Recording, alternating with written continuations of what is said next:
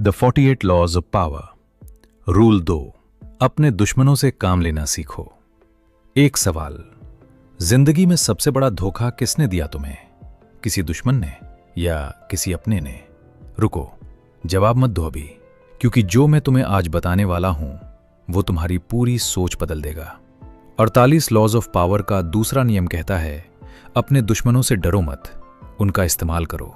और आज मैं तुम्हें बताऊंगा एग्जैक्टली कैसे। 1800 का जमाना, फ्रांस। नेपोलियन बोनापार्ट अभी अभी सत्ता में आया था। उसके सामने एक फैसला था। उसके पुराने दुश्मन जो उसके खिलाफ लड़ चुके थे, उन्हें क्या करे? ज्यादातर लोग कहते हैं जेल में डालो, देश निकाला दो। नेपोलियन ने कुछ और किया। उसने उन्हें अपनी टीम में शामिल कर लिया। क्यों? क्योंकि नेपोलियन जानता था एक बात, जो इंसान एक बार हार चुका होता है वो दोबारा हारना अफोर्ड नहीं कर सकता। वो अपनी पूरी जान लगा देता है। दोस्तों को ये जरूरत नहीं होती। ये सिर्फ कहानी नहीं है, ये साइकोलॉजी है। सोचो अपनी लाइफ में, ऑफिस में एक कलीग है जो तुम्हारा दोस्त है। वो जानता है तुम उससे कुछ नहीं कहोगे, वो थोड़ा ढीला काम करता है। दूसरा कलीग है जिसने कभी तुमसे कंपटीशन किया था, अब उसे मौका मिला है। वो हर दिन खुद को साबित करना चाहता है। वो गलती नहीं कर सकता, वो तुम्हारा भरोसा जीतना चाहता है। अब बताओ, कौन ज्यादा मेहनत करेगा? जवाब ऑब्वियस है। इस साइकोलॉजी को कहते हैं प्रूव इट इफेक्ट। जिसे खोने का डर होता है वो सबसे ज्यादा मेहनत करता है। लेकिन यहां एक खतरनाक सच छुपा है। दुश्मन से काम लेना एक आर्ट है। गलत तरीके से करो तो उल्टा पड़ जाता है, सही तरीके से करो तो वो तुम्हारा सबसे बड़ा हथियार बन जाता है। वो 3 चीजें क्या हैं जो किसी भी दुश्मन को कंट्रोल करती हैं? पहला, उसका अहंकार समझो। उसे कभी पब्लिकली मत हराओ।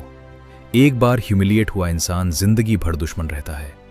उसे प्राइवेट में हराओ और पब्लिक में मौका दो, वो तुम्हारा हो जाएगा। दूसरा, उसका डर समझो। हर दुश्मन के अंदर एक डर होता है। कोई डरता है बेइज्जत होने से, कोई डरता है पीछे रह जाने से, कोई डरता है अकेले हो जाने से। ये डर ही उसकी सबसे बड़ी कमजोरी है और तुम्हारा सबसे बड़ा हथियार।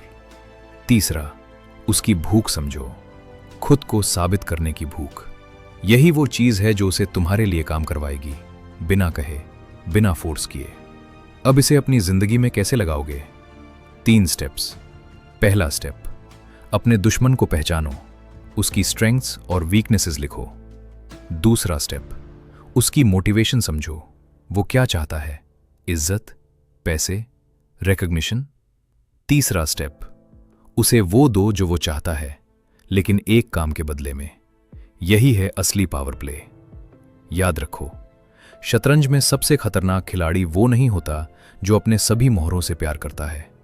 सबसे खतरनाक खिलाड़ी वो होता है जो हर मोहरे का इस्तेमाल करना जानता है। आज से लोग तुम्हें दोस्त और दुश्मन के रूप में नहीं दिखेंगे, अवसर और जोखिम के रूप में दिखेंगे। 5 नियम हमेशा याद रखो।